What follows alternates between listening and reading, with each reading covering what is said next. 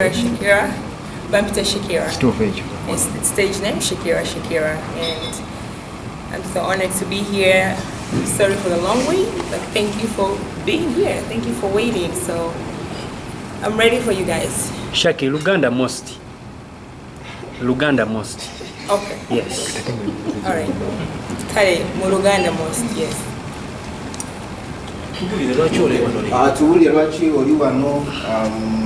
Where have you been? Your birthday? Come out of a Twangisa movie, a TV, bingy. I was really a collaborator in Colagano, that I'm written over your something. Okay, birthday Las Vegas, Nevada.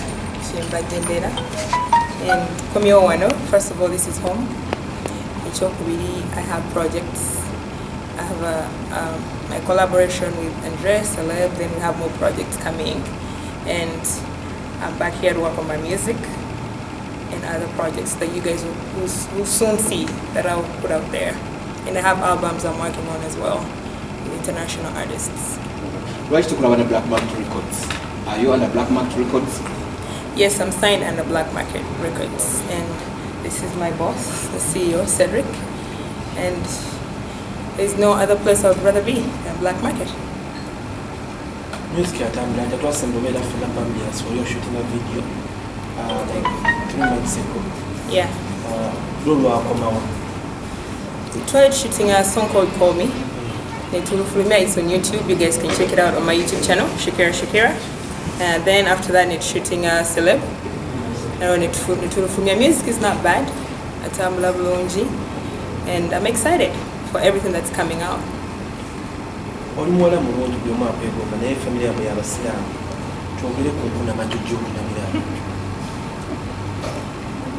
I think I dress accordingly.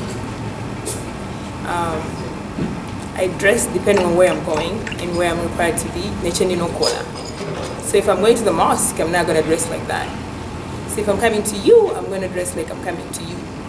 If I'm going to call a video shoot, I'm going to dress according to the concept of that video. So video shoots in a concept. So I follow the concept and the outfits. Shakira, what are you going to do immediately? We work together. He's a producer, I'm a musician, and we're friends. Daddy Andre tumulabi nnyo musikano z'abakyala. Era terasemya Daddy Andre namuwona. I'm sorry? Daddy Andre terasemya Daddy Andre namuwona gwamuwona. Okumuwona what? As in terms of ebintu byokwegatta. Ebintu having sex. Like a sexual game. Wamuwona otya? Well, with me, he didn't approach me in that kind of manner. Do I make sense? Like in a business way. Music.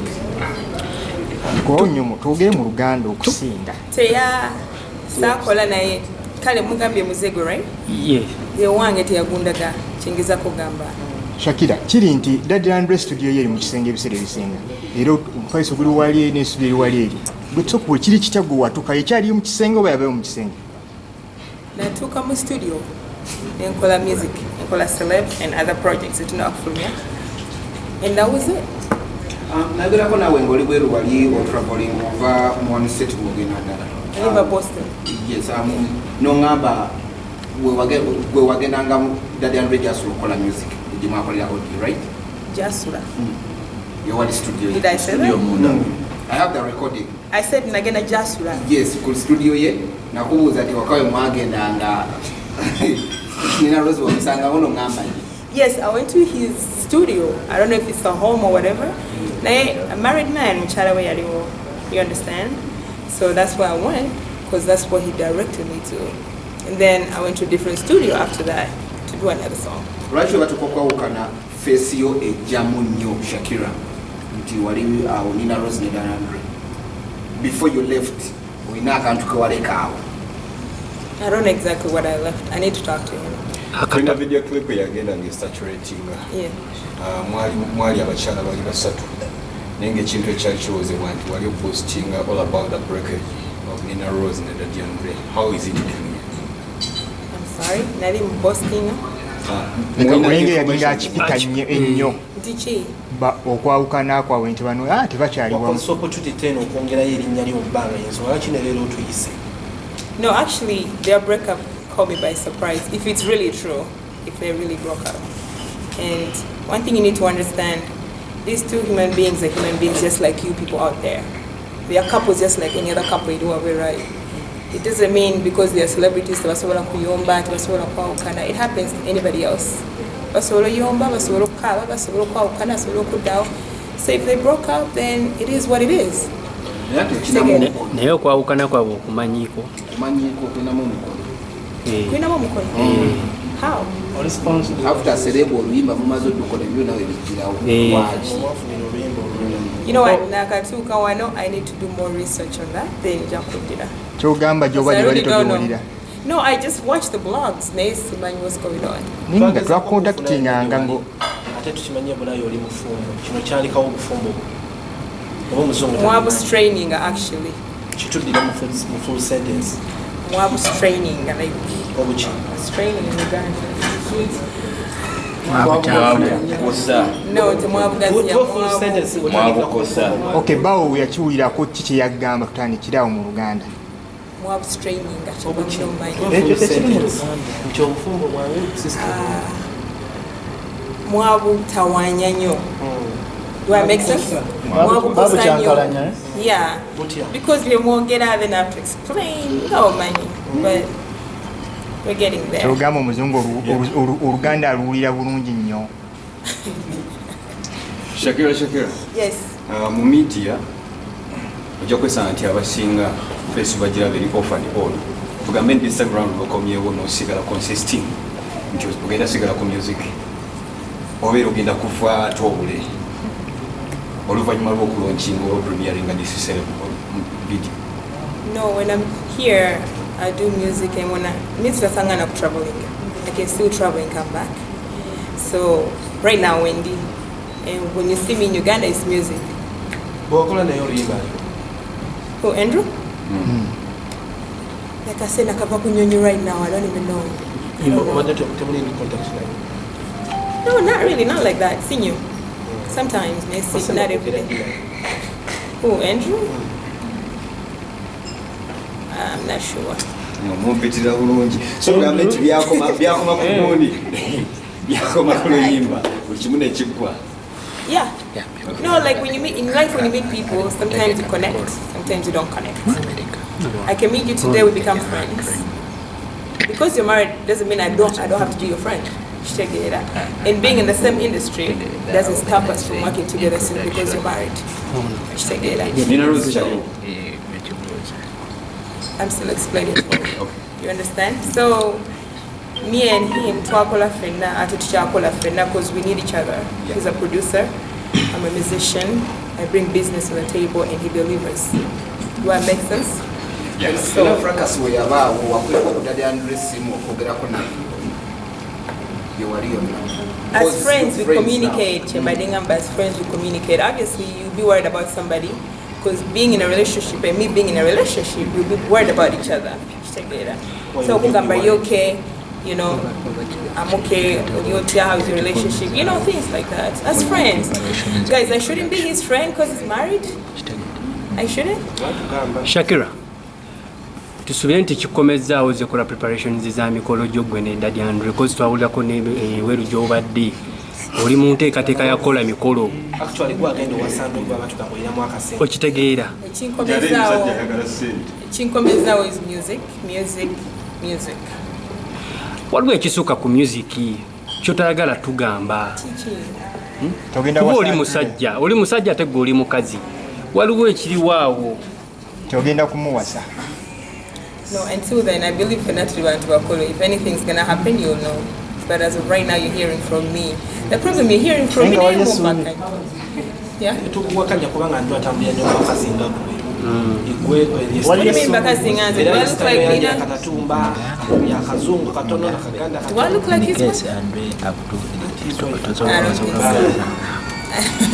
Kyetusinga okumanya Daddy Andrew emikolo gye akukusa mikokose n'ogwa Nina Rose yakukusa mukokose. Kagenda kukusanga yakwana Nina Rose. He's the best person to ask. Omukolo wange teri mukolo honey. There's no mukolo. Shakira otulimba. There's no mukolo. Nenga waliyo essuubi. No. I'm here for music. Okay. I have this collab with him and I have a single coming out as well. And I have more music coming out. I'm working on an album, Aja. Okay. So please, Andrew is out of this. Okay, before we go to the project, I'm going to this one. Originally one in a rose. Are you friends? I met her once at the studio. That's You it. met her once? Yeah. And that was all? Reaction studio. I don't want to comment about her reaction, but I met her once. I respect her and I wish her well. Yeah. Tell us about the celeb. So Celeb is a collaboration between me and Andrew. He wrote it and produced it, and it's out on my YouTube channel. It's out on every music platform. Also, just Tusubireyo kuna benda we have another one to learn from me about Harry. Mujje kandi teri bayimba lala gotade ku albamu yo. Kwebali. Kugeza.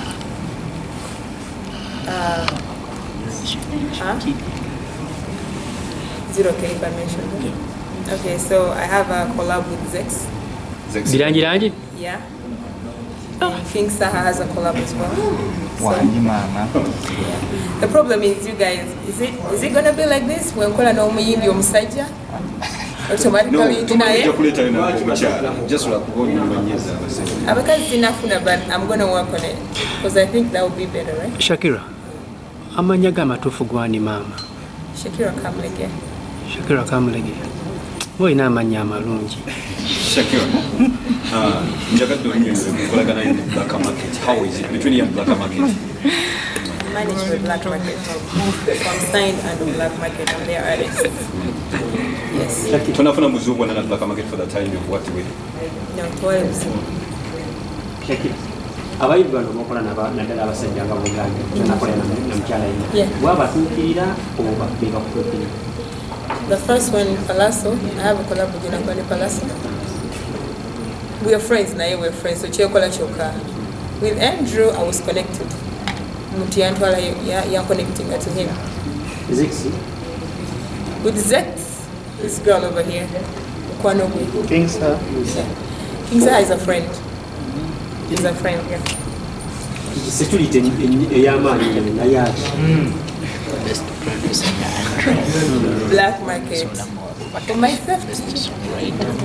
Safety. Nakatuka, honestly, Nakatuka. Some of these questions I need to like stay here a little longer. Manye ebyokudamu. Owai, Daddy Andrew nga best songwriter omuwayo bugambo ki? Ne romantic we nga bw'omumanyi kozi kati gwe obimanyi bw'atoko tusingako. Bugambo ki bw'osobola omuwaayo gwe nga gwe? Obugambo in regards? Like obugambo message. Message? Nga the best songwriter. And the producer. The producer. Okay. So that what is a message, Andrew, right? Yeah. Andrew, you're... Huh? No, you're a good producer, you're a professional producer. Don't let anybody put you down. Don't let any rumors stop you from doing what you do best. You know, Uganda is blessed to have you because you're really, really good with your touch. So keep it up. Towetonde nina Rose okuwona n'obufumbo bwe nga yali ageze mukyala wattu. No, honestly, no. No. I can apologize for what I did. Eh?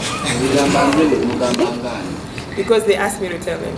Mugambanga muyimbi eyakolako naye ate nga mukwano gwe. Oli celebrity omukyala ate nga tuzze tulaba celebrity couples zize breaking up. Badde nsaba release oweyo package eri abakyala bamenyese emitima mu relationship. Kubanga obuwa omunaala tugambye bweru guyunga. But mine is not a celebrity. It's not a celebrity. No, just give us the package. Okay. Celebrities abakyala. First of all, it's not easy to date in the limelight, Sikyangu, because people are so judgmental. Abantu bagala nnyo okulowooza nti balina opinion mu, especially celebrities' relationships. But only you knows what goes on behind the closed curtains. Just maintain that. Respect women and respect each other. And just love each other the way you're supposed to, not the way social media wants you to do it. The way you feel is right for you to do it. Just do that, exactly.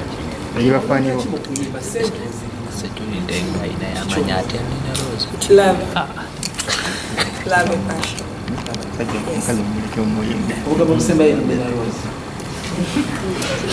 What is wrong with her?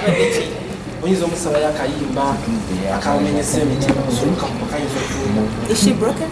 Oh, she is. Toby Manyi. Okay. If she's broken. Obanga ali broken according to what you're telling me. Asabe bibao. The best is yet to come. Moyo muntu abagenza abase muntu. Yours will come. If that's what's happening. Which banga chichi na mask.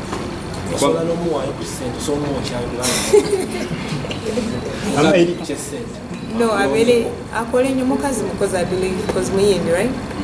Yeah, yongolo kolecho. Abantu bamanyideko. That's all. She'll be happy. Ayogedde ntegere nkolagana ne black market. Atuzze tulaba saga ezenjawulo. En Rabadaba, eno baani bavuddeyo ng'akolaki bayita complaints. Gwene black market kiri kitya? Baani?